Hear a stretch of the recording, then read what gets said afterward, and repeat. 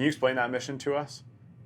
So, if you recall, after the beginning of the global war on terror, we had troops that came through the north, with the Northern Alliance, and we had another group that ended up going into the Kandahar area that exfilled, you know, President Hamid Karzai.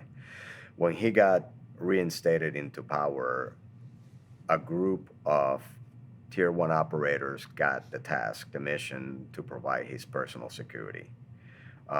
It was a challenging mission. He was a very proud man, liked to walk everywhere, which basically raised the spidey senses every time. There were a couple of attempts on his life.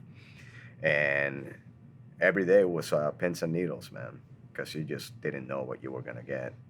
Um, but there were a few airmen in that mission attached to those special operations teams, and Eric Degner, as a matter of fact, was one of the other PJs that was on that detail.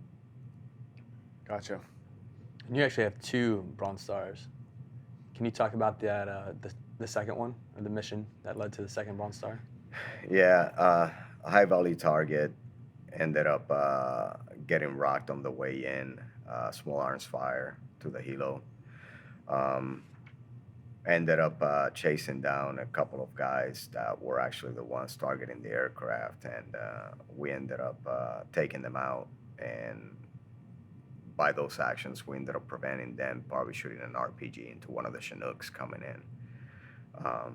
It was a very quick mission from the beginning, and then we ended up spending the majority of the evening at that target site doing a site survey exploitation. There were a lot of drugs, basically, they were using to fund their way to and from Pakistan, and a huge weapons cache that we ended up destroying in place. But that was that second mission.